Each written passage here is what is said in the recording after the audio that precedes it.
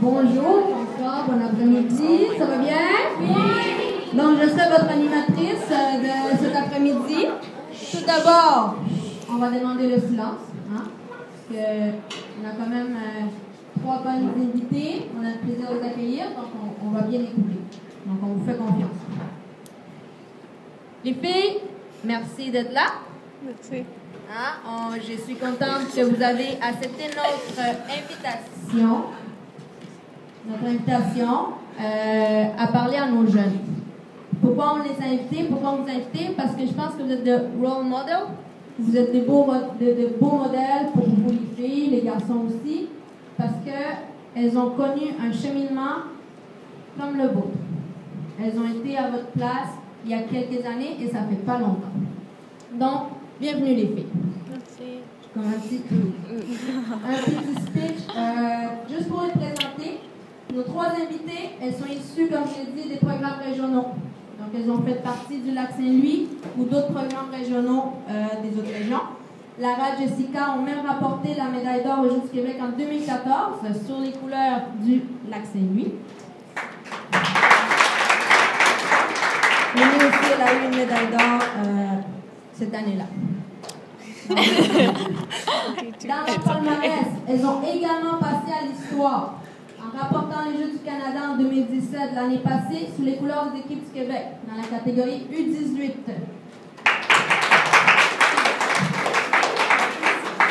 Nos 3 athlètes ont également évolué dans la première ligue de soccer du Québec dans la saison 2018, celle qui vient de passer, en tant qu'athlète des Lakers du Lac St-Louis, donc certains staffs qui vous coachent présentement au sport d'études.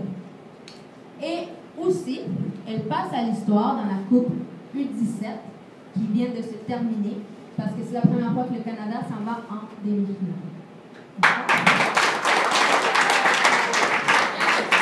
Et puis, on va présenter des petites vidéos de vous, de grands moments que vous avez vécu récemment, d'accord? Des petits highlights.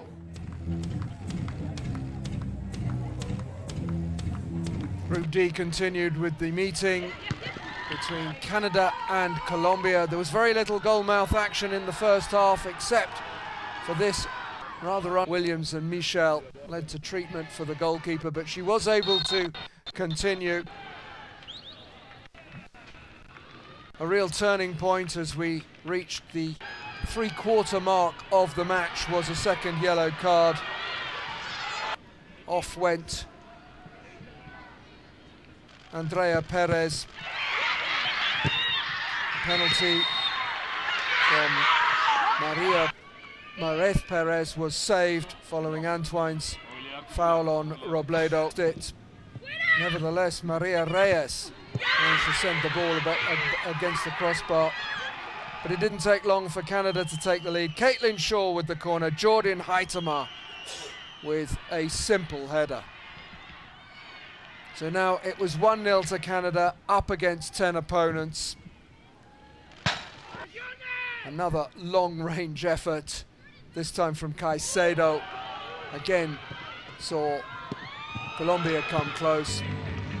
But after good work from the substitute Novak, we saw her shot kept out really well by Marcelo. There was a simple second goal of the game, popped in by Anderson Williams. And in time added on, the substitute Jessica De Filippo scored a sweet third to spark real concerted celebrations. Carua in Montevideo. Korea Republic looking for their first goal of this FIFA Under-17 Women's World Cup. Came mighty close through Cho Min-jin early on. Goalkeeper wouldn't have got to that one. The first half ended with Jade Revere joining the attack. But at half-time, Kazanjian's free kick, helped out by No on the line.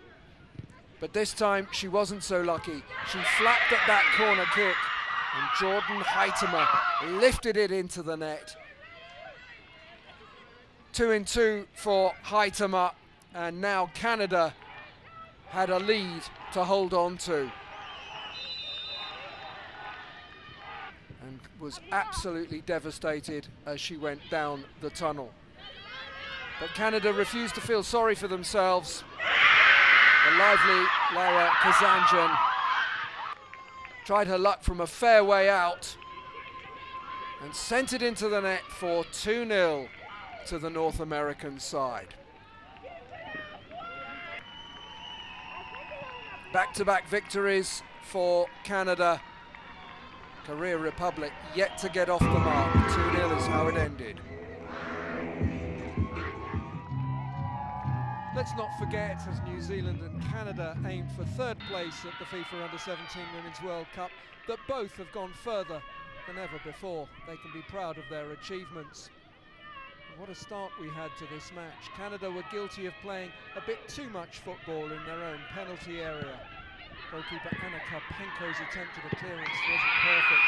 And with 15 seconds played, Grace Wisniewski was able to claim the fastest goal yet scored at a FIFA Under-17 Women's World Cup Finals match. That beats Sue Adekwa's 22-second strike for Nigeria versus Korea Republic 10 years ago. And she wasn't finished. In 13 minutes, Wisniewski finished off a fine New Zealand move. What a lovely touch that was from Maggie Jenkins. And what a finish to Canada applied sustained late pressure, but could only turn that pressure into one goal. Fine one it was too. The second of the tournament from the left foot of Laura Kazanjian. A really clean strike. Even a goalkeeper as good as Anna. But that was as good as... Okay, on va pas aller tout à travers, vous connaissez tout le tout, hein? Laura, petite question. On n'a pas suivi les résultats. Est-ce que tu as gagné pour ton but là?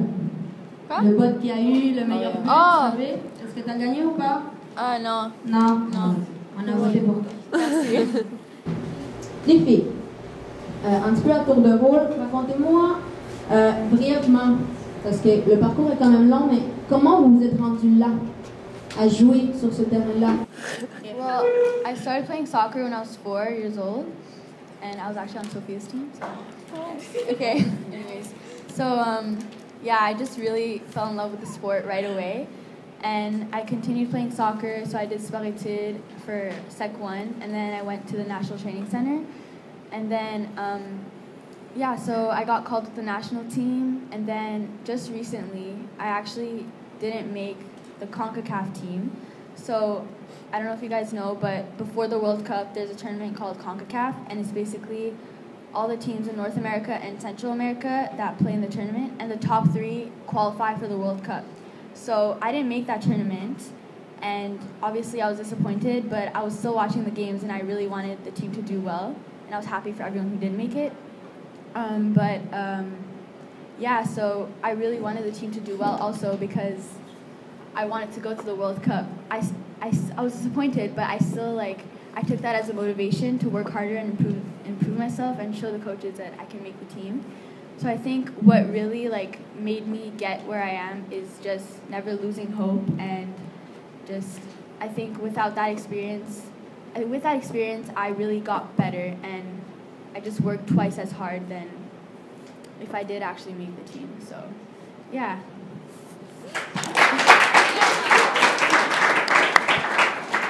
I think over the years I've gone what you guys have done. I've done regional team. Okay. I've done regional team, and then I've gone into CNHP at a really young age. I went into CNHP when I was in Sec 1, so I was one of the youngest people. Quebec teams, and then I think the main goal was for me when I was younger was to make the national team. It was always a dream of mine. So I think every time I hit the field, it was always trying to get better and what can I do to get there. And then over the course of a year, we're in and out of camps. We're traveling to Vancouver. We're as a group, and you're always trying to fight for your position. I was in the same area as Lara, where I didn't make the CONCACAF either. And I think when you don't make a team, it makes you work so much harder than if you did. So if you don't make a team in the future, don't get sad about it. Just work harder, because it'll literally make you a better player. And it has for me. So I think it's not only in camp that you have to work hard, but it's also when you're with your club or your region or your province, you have to work as hard as you can and do what you can. So that was my thing. So I'll speak in French. Hope you all understand. Donc moi, un peu comme vous, je suis passée par les équipes régionales, mais moi j'ai joué pour Montréal Concordia. Donc j'ai fait le tournoi de sélection régionale underage, donc j'avais 1 an de moins. Puis cette année-là, ça s'est pas très bien passé pour nous. On était en division 1, puis on a perdu tous nos matchs. Puis on a été relégués en division 2. Donc moi, personnellement, ça m'a fait mal et je m'étais dit que l'année prochaine, je vais tout faire dans mes moyens pour qu'on puisse ramener l'équipe en division 1. Donc l'année d'après, on était en division 2, puis on a gagné la médaille d'or. Donc on est repassé en division 1 après. Après ça, je suis passée par les équipes du Québec. Je m'étais fait identifier aux Jeux du Québec. Puis j'ai fait les équipes du Québec. Puis après, il y avait les tournois comme Québec-Ontario. Puis mon premier tournoi Québec-Ontario, je pense, c'est là où je me suis fait identifier par les équipes nationales pour la première fois. Puis cette année-là, il y avait le tournoi CONCACAF, mais U15. Puis j'avais été sélectionnée pour faire la longue liste. Dans le fond, ils sélectionnent comme une quarantaine de joueuses, mais c'est pas la liste finale. Ils vont la couper à 18. Donc j'avais fait la liste des 40 joueuses à peu près. Mais quand ils ont dû faire la liste finale, j'ai pas été retenue. Je me suis fait couper. Pour moi, ça a été quand même très difficile. Puis c'était comme la première fois que vraiment je me faisais pas sélectionner. Donc ça m'a fait mal, mais en même temps, j'ai pris ça comme une source de motivation, un peu comme elle, juste pour me pousser plus et travailler encore plus fort. Donc sur le cours des 2 prochaines années, j'ai continué de travailler. Puis dans la catégorie U17, c'est là où je me suis fait résélectionner dans les camps. Puis ils m'ont observé, ils ont continué de m'inviter dans les camps. Et c'est comme ça que j'ai fait la CONCACAF, pour laquelle on s'est qualifié pour cette Coupe du Monde. Puis après, je me suis rendue à la Coupe du Monde. Donc, ça a été un peu ça mon parcours. Donc, vous avez parlé des camps, beaucoup de travail fort. Dans les camps de sélection, quand vous étiez invité, qu'est-ce que vous avez fait pour vous démarquer? C'est quoi les petits détails qui ont fait la différence pour que le coach dise elle est dans ma liste de 18, la longue liste, comme tu dis, Winnie. Quelle était votre préparation mentale avant? On en a dit tantôt, vous avez joué avec les Lakers cet été. Est-ce que ça a eu un facteur pour faire la différence? C'est quoi vos petits trucs pour vous démarquer? For Canada, we call ourselves, like, our DNA is that we're strong and that we fight and we never give up, and defending is one of our main qualities. So I think when you go into a camp, at that stage, everyone's technical, everyone's good for scoring goals. So I think they're just trying to like seek who can push themselves to their limits, who can, who can come out on top in tough situations and who can fight. So I think over the years with club team, you learn how to push yourself in those little environments, because if you don't in those situations, then you won't be able at the higher stage. So I think playing with the Lakers and playing with girls who are older and have the quality helped me. Certainly to bring that to Canada. So, yeah.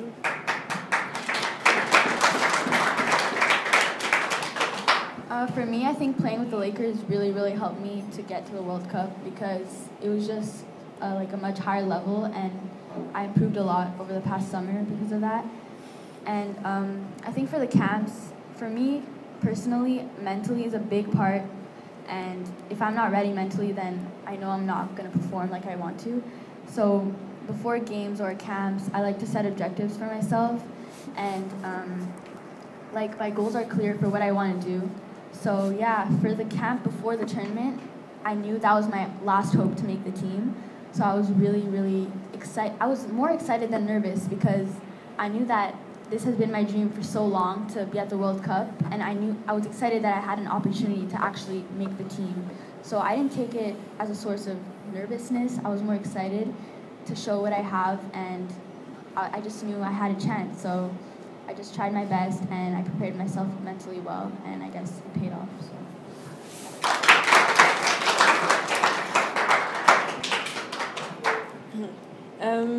Moi, je dirais de mon côté, en ce qui a trait à la préparation avant un camp, c'est juste de se dire que, de un, tu es là pour une raison, ils t'ont invité pour une raison, c'est parce que tu as un talent, puis ils voient quelque chose en toi. Et de deux, c'est juste se fier à comme, ce que tu sais faire. Donc, juste pas, don't overthink it, juste joue ton jeu, puis juste faire ressortir tes qualités parce que tu sais que tu peux apporter quelque chose à l'équipe et juste te fier à ça. Puis, cet été, comme ils l'ont dit, on a joué pour les Lakers, puis moi aussi, je pense que ça m'a vraiment aidé parce que c'était un niveau supérieur, puis ça te permet de te pousser à chaque match, puis il y avait vraiment une bonne compétition. Donc, ça m'a aidé en arrivant dans des camps, tu étais déjà forte, puis comme tu avais eu un bon entraînement. Donc, moi, à part, c'est ça. On l'a vu dans les vidéos, Jess, Lara, vous avez réussi à trouver le filet. Okay? Et bon, moi, je ne peux pas parler de ce sentiment. Et ce qu'on a vu dans les vidéos, c'est que Winnie, tu étais toujours proche. Okay? On allait sauter, les filles ont sauté dans tes bras, on voit des belles photos aussi. Les filles, Lara, Jessica, c'était quoi l'émotion à ce moment-là? Et Winnie, c'était quoi l'émotion de voir quand même tes amis, ça fait longtemps que tu as grandi avec, de partager, d'être là avec eux?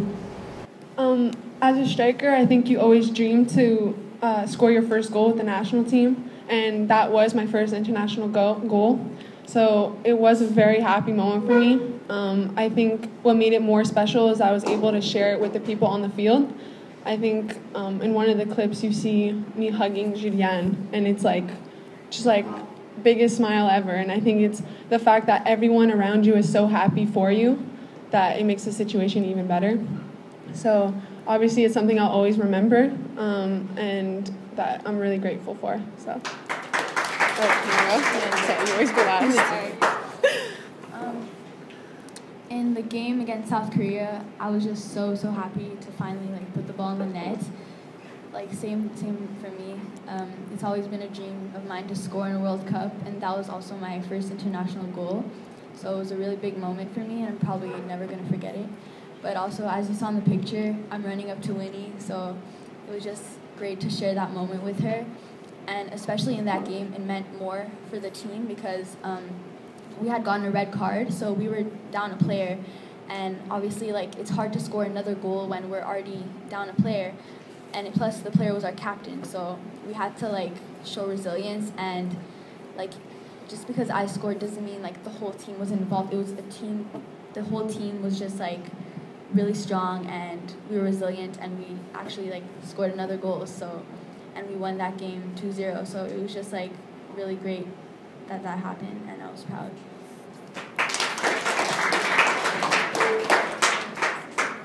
Donc, moi, pour le but à Jess, je m'appelle, il venait de me sortir, puis elle est rentrée, puis je pense même que notre coach lui avait dit Jess score a goal. Et dans ma tête, j'étais genre, je le sens qu'elle va marquer. Puis là, de la voir l'action, j'étais déjà debout sur le banc, j'étais déjà sur le sideline. Puis là, quand j'ai vu le ballon rentrer dans le but, j'étais juste tellement contente, mais j'avais cette barrière de la ligne que je pouvais pas aller courir vers elle. Donc, ça, c'était un peu décevant, mais j'étais juste vraiment contente. Je partageais sa doigt, puis je savais que c'était son premier but international, donc je pouvais me mettre à sa place et imaginer la fierté, juste la joie qu'elle pouvait avoir. Donc, j'étais juste vraiment contente pour elle. Puis pour les buts à l'arrache, j'ai eu la chance d'être sur le terrain, puis juste de la voir juste sautiller partout, puis qu'elle vienne courir dans mes bras. En plus, c'était des vraiment beaux buts, donc j'étais juste très, très fière d'elle. Puis de partager ce moment avec elle sur le terrain, c'était juste un honneur, beaucoup de joie. C'est des belles amitiés que vous créez, les filles, sur le terrain.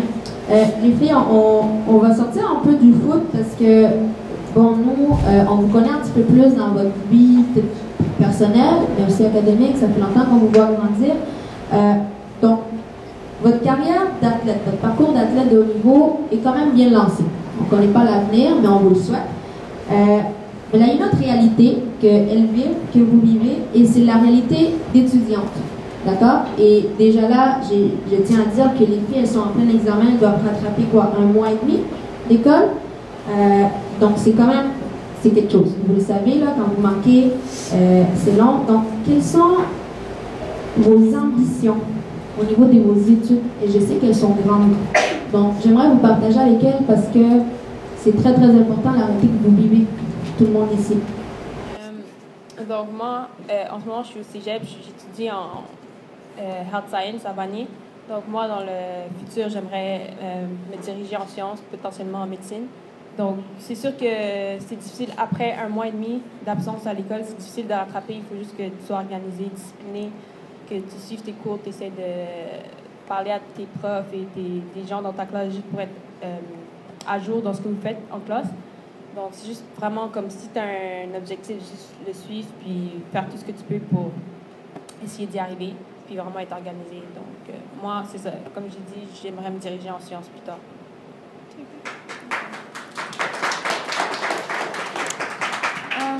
I'm in Sec 5 at Collège de Montréal right now, and compared to Winnie, I don't really know what I'm doing, like, in the future. Like, I kind of have an idea. I want to go in sciences, but I'm not sure exactly what I want to do yet. But it's a process, and I'm going to find out soon. So, yeah, that's where I'm at right now. But obviously, it's hard when you miss a month of school, but I'm doing my best to catch up. And honestly, this has taught me to be more organized. So, yeah, it's just like a learning experience.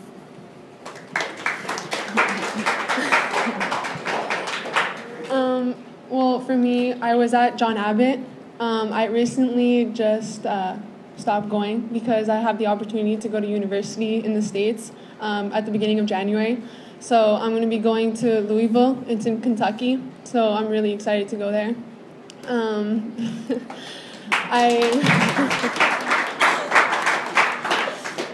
I think going to the States was always something that since I was a little girl, I always wanted to do. And it starts from where you guys are now. It starts when you're a young age. You got to work hard in school. And I think in the program that you guys are in, doing sport and your academics is going to help you in the future to balance both. I know already when we go away to camps and everything, it helps us. Like Lara said, stay more organized, stay on top of your things, and be focused. Stay on top of your tasks, and everything will go well. Dans le même ordre d'idée, vous faites encore partie du sport-études de CNHP, c'est ça? Vous avez rendu Regional Senior au collège, oui. Donc, vous avez grandi là-dedans. Comment les structures sport-études, en plus que vous vivez, comment ça vous a aidé à vous adapter? Est-ce que ça vous a facilité? Est-ce que des fois vous étiez trop fatigué, prendre le bus, manger dans le bus, entraînement? S'il y a des obstacles, s'il y a des difficultés, mais aussi il y a des avantages. Comment ça vous a aidé? Like I said before, I think it's helped me in a way because now, like, I know how important it is to be organized. But like, you guys know that being in sport-études is hard because you get home late and you miss half a day of school every day. So you have to learn everything quicker than everyone else. So it's obviously hard. But you just have to stay on top of everything, and it's really, really important to stay organized. Yeah, basically just stay organized.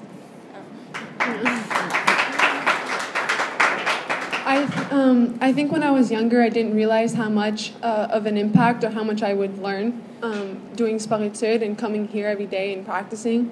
But now at 17, I could see how much coaches have had an influence on me and how much I've learned over the course, how much better I got as a player, and how much more concentrated I am to doing things at a higher scale or doing things better, and that goes for schooling also. So I think through soccer you learn to grow, and you can carry that on in your real life and when you get older.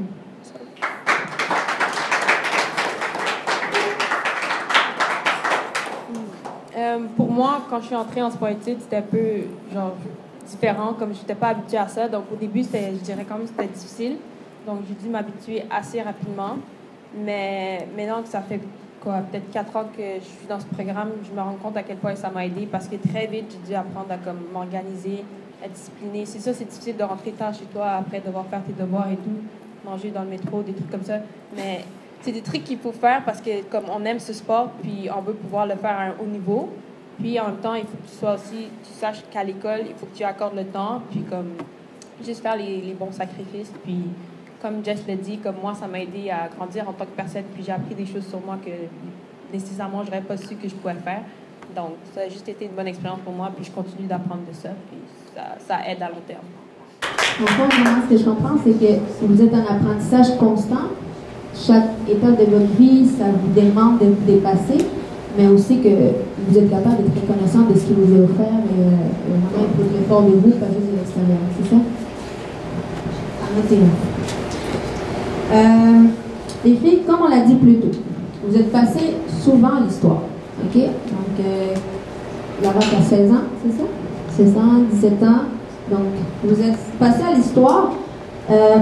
Donc, passer à l'histoire, je pense que c'est pas facile et vous avez sûrement eu des obstacles, des moments un petit peu plus difficiles. Vous avez parlé des listes que vous n'avez pas faites, vous n'avez pas été sélectionné. Des fois, ça se peut que vous avez des obstacles dans la vie personnelle aussi. Vous êtes humaine comme tout le monde. Et quels sont les choix un peu de vie en tant qu'adolescente, parce que ça fait pas longtemps que vous avez traversé cette étape-là, vous êtes des jeunes femmes, mais c'est quoi les choix que vous avez dû faire pour continuer à passer à travers ces obstacles-là? Je dirais comme il y a plusieurs côtés à ça. Comme il y a le côté comme OK, tu as un entraînement, puis il y a tes amis qui t'invitent à aller traîner dehors ou whatever.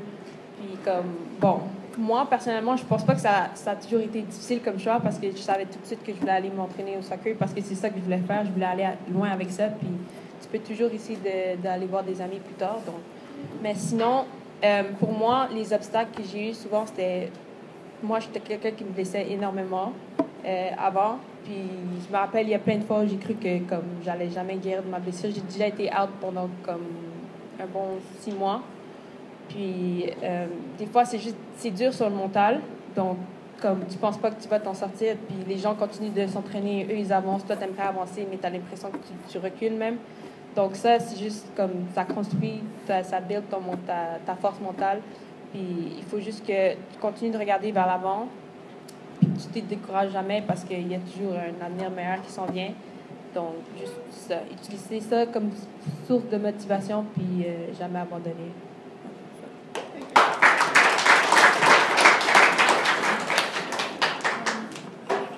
I think like when you said, like when I had to choose between soccer and my friends, I think when I had practice, I don't think it was really a sacrifice for me. It was more of a choice because my goals were so clear and I knew that that's what I had to do to get to my goals. So it wasn't really a hard decision for me to make. But yeah, for obstacles, I think one of my main obstacles was just during the games or practices, I'm hard on myself. So I think the main thing that I would tell myself was just to have fun and enjoy myself because, like, if you think about it, the only reason we're playing soccer is because we like the sport. So during the game, if we're not enjoying ourselves, then why are we even playing? Like you're only playing to have fun. So that's what I would tell myself, and then I would get back to normal and just play my game. So that's one of the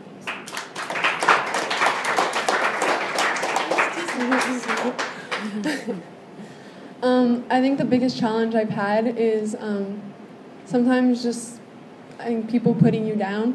I think trying to overcome that is just having the confidence in yourself, believing what you guys can do and what I can do, and pushing through. And like Lara said, we're at this stage, like we're hard on ourselves. No matter what you do, you want to make that perfect pass. You wish you could have scored that shot, that goal, but I think sometimes mentally it's trying to overcome and just kind of, I think we have a saying with Canada, just keep swimming. It's like Dory. Just forget about the past and move on and just keep going because it won't matter. I think it just letting go of the past and just do what you can, not getting it into your head and do your best. Vous avez vécu quand même une longue période. Est-ce que vous avez un petit moment cocasse que vous avez vécu, soit en cas d'entraînement, lors du tournoi, quelque chose que vous, en tant qu'équipe, vous avez ri, que vraiment vous ne attendiez pas, quelque chose que vous avez à nous raconter là? Je suis sûre qu'il y a plein d'histoires, mais je veux dire un petit moment. Okay. Je me rappelle, on était comme préparation pour pour le tournoi, pardon. Puis, en petite unité, on devait travailler sur un projet comme pour l'équipe. Comme moi, mon groupe, on devait essayer de trouver comme quelque chose qui unirait l'équipe, que ce soit un chant ou quelque chose comme ça. Puis, on était dans ma chambre. dans mon groupe, je pourrais vous citer, il y avait qui? Il y avait Tani Akindoju, je ne savais pas si ça c'est qui. Il y avait Sophie, il y avait Sonia, puis Jasmine Wilkinson. Donc, c'est ça, on travaillait sur le cheer qu'on devait faire. Puis à un moment donné, on a trouvé quelque chose de vraiment bon, c'était drôle. Puis on a eu vraiment un fou rire. Puis moi, j'ai sauté sur mon lit, mais il y avait un crayon sur le lit. Et puis là, comme j'ai sauté, puis là, je me rends compte quand je me lève, comme quelque chose de coincé comme dans mes shorts. Puis là, je regarde, c'est le crayon. Puis là, je suis comme, guys, c'est comme coincé. J'essayais vraiment de le sortir. Puis là, comme même, je pense que Sophie a essayé de tirer, ça sortait pas. Donc là, j'ai dû aller aux toilettes pour essayer de l'enlever, mais de mon côté, c'était ça. Donc, j'ai eu un crayon coincé dans mes shorts. Un bon 5 minutes.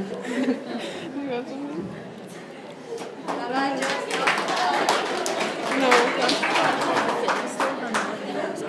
Oh, yeah. I'll just say it. Okay. I understand. So we got there, and I think it was like the 5th or 4th day of camp, and the coaches were being very suspicious, very silent with us. We were like, what was going on? And I think we got to the field, and we had a bad feeling. And they're like, oh, today is Smash Day. And we're like, what's Smash Day? And it was 2 hours of pure fitness. Like, run as much as you can, or else they're going to get mad. So... Yeah. Like, we were asking them what's happening, and they were like, I don't know. Like, we're like, is it fitness? They're like, I don't know. Like, we're not telling you. Like, just tell us if we're doing fitness or not. I don't know what it's going to change. But, yeah, that was just, like, a hard day for everyone. It was a hard day. It was just after that whole thing, it was just like we all got together and kind of like we all got together afterwards, and we kind of started laughing and like crying because we were happy it was done, and like so tired that we were laughing so much. So I think that was just a bad day, but like funny overall. I don't know. Avant de passer aux questions des athlètes, un conseil, parce qu'il y a des filles ici qui essaient d'atteindre le CNHP, les équipes régionales, on a les secondaires 1, les garçons aussi. Quel conseil vous donnerez, soit après une situation d'échec, quand vous ne faites pas les listes, ou même quand tu es en situation de réussite, ça va tellement bien. Qu'est-ce que vous donnez comme conseil? Vraiment la phrase clé. I think for me, I would just say, no matter what happens, stay humble, and don't lose yourself over the process. Be true to who you are, and I think when you play and you hit that field, you do your best and do what you can, and don't let other people tell you that you can't. So I think it's just giving yourself the confidence to be able to do anything.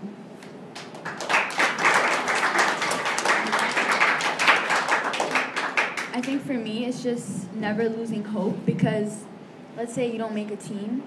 There's so many different opinions in the soccer world, and just from you can't stop working just because of one opinion. It's only one coach who thinks that about you. Mm-hmm. So let's say you don't make a team, don't stop working. Like, never lose hope, and turn that into a motivation to just prove the next person wrong. So that's what I would say. Moi, je dirais vraiment, suivez vos rêves, peu importe qu'ils soient grands, petits, que ce soit de faire les Olympiques, juste rentrer au CNHP, comme juste, allez-y, genre, le tout pour le tout. Puis, comme, j'ai vu les deux côtés de la médaille, comme autant des gens comme moi, qui ont été coupés, qui se sont relevés, puis qui ont continué de travailler pour atteindre leur rêve, ou d'autres gens ils étaient dans les équipes pendant un long moment, ils sont devenus un peu confortables, puis comme, ça les a smash un peu. Puis comme ils auront peut-être la prochaine sélection, ils ne l'ont pas faite. Donc, peu importe vous êtes de quel côté, continuez de travailler continuellement, parce que c'est ça qui va vous permettre de continuer de monter des marches, puis de vous rendre au prochain niveau. Restez jamais confortable, puis toujours, n'arrêtez pas de travailler pour atteindre le prochain niveau. She asked like how I can make CNHP or go to CNHP while I was still in Sec 1. CNHP is open to all ages. As long as you're in Esperitud, which I was. So I was here for about 4 months, training with Lac St-Louis. and then I was offered to come after Christmas. So I was at John Rennie at the time, and it wasn't a big change. I just had to get on a different bus. So instead of coming to Lachine, I went to Laval, and I think I was still there this year, so it's about 6 years around that I'm at CNHP, which is a very long time. But so I think coming in was hard for me because I was training with girls 2 or 3 years older than me, but I think that's what made me a better player. I don't want to say. Yeah. Did we have a role model that we looked up to over the years? I can answer. Okay. I don't know if you know who she is, Jessie Fleming. She plays on national team. I just like how she plays, and she plays the same position as me, so she inspires me. So I like to watch her play, and she's an inspiration for me, and yeah.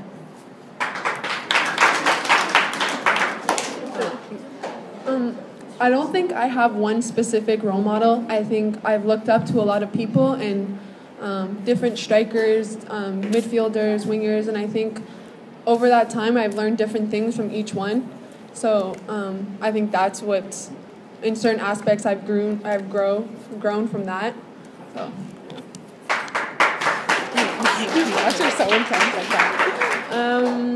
Pour moi, un peu comme Jess, j'avais pas une joueuse spécifique. Je regardais un peu plusieurs joueuses, mais moi j'avais Tipoco Sinclair, Martha, Carly Lloyd, je l'aimais beaucoup, comment elle jouait au milieu de terrain. Donc, Okay, so let's go to school. What's the hardest subject?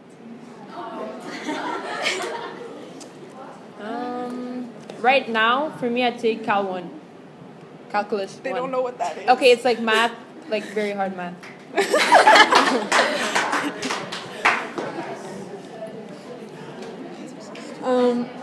I think science was never my strongest subject. Yeah, I don't know. For me, it's French, because I go to French school, but English is my first language, so French. What's your next goal? Our next goal is For all of us. Yeah, just Well, now, okay. Now, we're kind of getting into the U20 cycle. So for me, it'd be like to make the next under 20 World Cup. Yeah.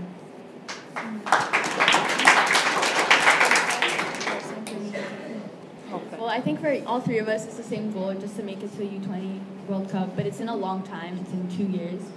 So, like, short term, it's just to get invited to the next camp, I guess. And from there on, we'll see.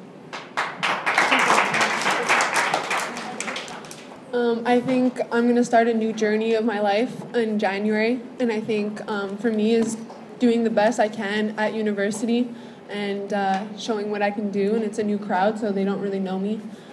So I'm excited to play there and get the experience. Are you leaving your family to go to university? Yeah, so I'll be moving away. I'll be staying in dorms. So I have 3 other roommates with me who are also on the soccer team. But I'll be gone for about 4 or 5 months. I'll be back for March break. But yeah, I'll be back on the holidays, but for most of the time I'll be away in the States. So yeah. Is that for all of us? He asked, would you rather play in Europe or in the States? For me, like, I personally think that the style of soccer I like to play would be better in Europe. But now, let's say, like, it depends, like, the offers you get. But if I had to choose, I'd say I'd rather play in Europe.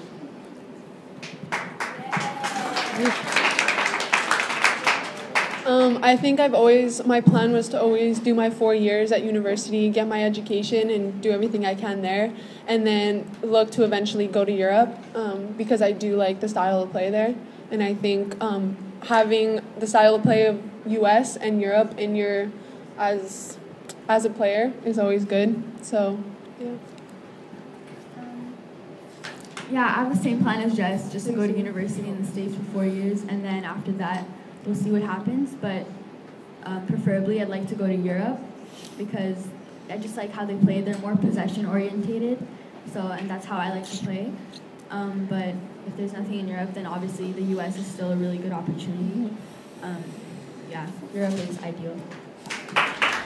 Une question d'un des fans de Facebook. Est-ce que vous pouvez raconter quelque chose de drôle sur l'une d'entre vous? Okay, so I was with Winnie and Jess at the national championships with Lakeshore in Alberta. Yeah. In Alberta. So in the hotel, there was like a pool and there was a slide, like the tube ones? I don't know, the tunnel ones. So we were like 5 girls and we all wanted to go on the slide at the same time. I don't know why. So Winnie was first. Winnie was holding on to the slide and she like threw herself inside and she hit her head so hard, like everyone heard, and she was like, she fell in the slide and she was like, ow, and she was like crying all the way down, and she was in pain for a while after that. But yeah, that was just really funny. Moi j'ai une question pour vous les filles. À 17 ans, avant d'entrer dans la salle, vous étiez un peu stressés, ils sont quand même proches de votre âge. Ça vous fait pas un peu d'être des idoles quand même proches, atteignables de la part des filles qui sont là? Et hier, Lara, Winnie, vous étiez avec les plus jeunes, ou PSR. C'est quoi le feeling que vous avez? Qu'est-ce que ça crée chez vous? Ben moi, je pense que j'en parlais même avec Lara hier. Je disais que, comme nous, personnellement, on ne se considérait pas quelque chose de si gros comme. Mais juste de voir les filles qui nous admiraient, puis comme pour elles, on était des role models, c'était juste quelque chose de grand. Puis comme je connais un peu le feeling, parce que nous aussi, quand on était à leur place, on regardait des joueuses, puis on se disait que comment elles nous inspiraient et tout. Donc, juste de pouvoir être cette source d'inspiration pour vous, comme pour moi, c'est déjà une réussite, puis ça me pousse vraiment à continuer à travailler. Si je peux influencer d'autres jeunes joueuses, comme ce serait quelque chose de bien. Donc, ouais. Actually, no. Sorry. I think you don't realize it until you're actually here and talking to you guys. I don't think we realize how much of an impact we have on younger girls. Like when you said, I think when we were your age, we looked up to the same people that were older. So I think to be in this position, I think we're all so grateful and so happy to be here, and hopefully that we can inspire at least one of you to work hard and like chase after your dreams.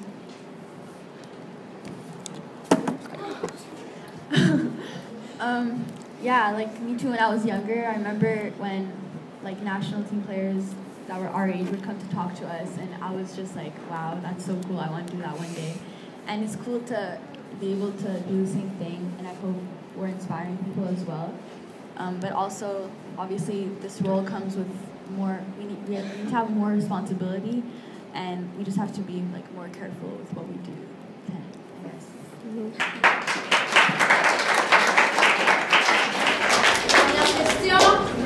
So my question is, if you guys can just explain to them what you guys do off the field in terms of work, so not our practices. I'm just going to point out, this is a classic Jessie question. I think off the field, well, the thing in camp and at tournaments, well, we do pee cups every morning.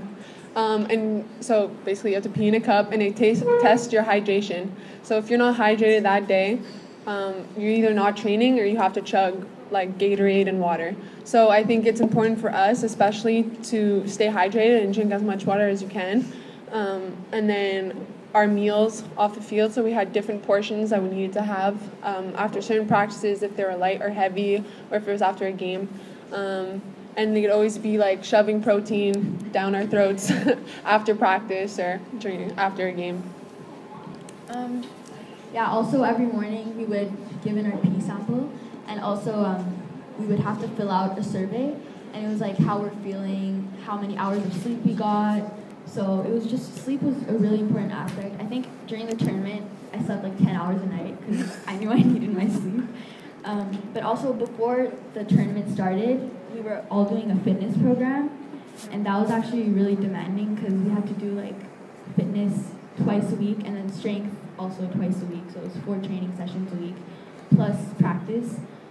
So that was hard, but now we have a 2-week break, but after that we're going to start doing fitness again. and we're going to have to get back into it. So.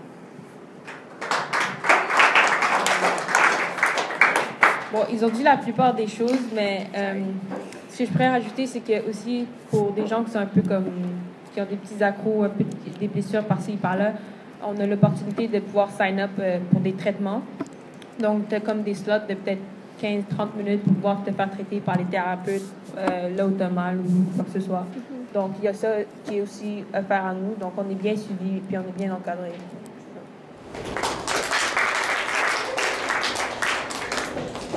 Donc, pour finir, et avant de vous laisser, si vous voulez prendre des petites photos individuelles avec les filles, je vais inviter Patrick à remettre un petit cadeau aux filles qui ont été dans notre alignement des Lakers cet été. On a eu la chance de les voir assez souvent.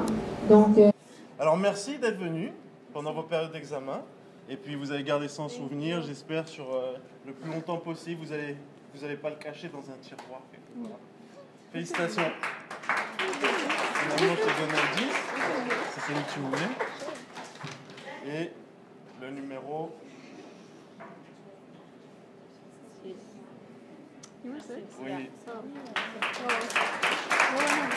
Ça a été signé par vos coachs.